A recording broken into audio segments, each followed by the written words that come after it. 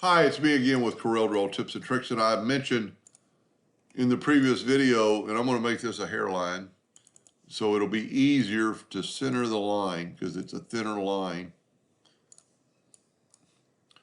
as you can see. So now let's say we wanted just this flower black in the design. Let's make it blue. Got blue set up.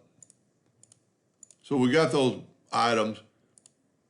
Before I should have done that, you want to sometimes make sure it's locked or grouped together so you won't grab it, but it worked fine. So Control G to group that together, Control D to duplicate it, move the center location to the center of that item. And this is important to make sure it's in the center because it won't work if it's not. And see, it's a little bit off.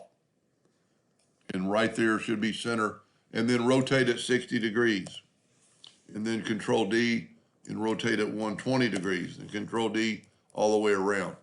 I actually went twice on that one. Now, if you have, that was 6 times 6, that's 36 spots.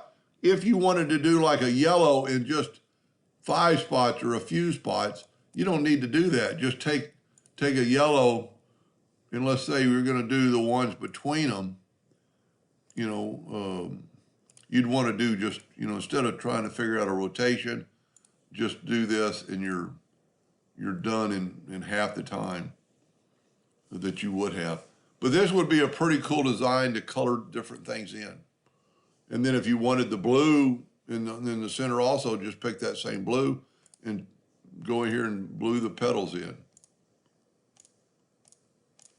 Pretty cool design. And then if you ever got to a point where you just didn't want the lines, you could right-click no outline and you've got just a color of design. Hope that helped a little bit. Thank you for watching.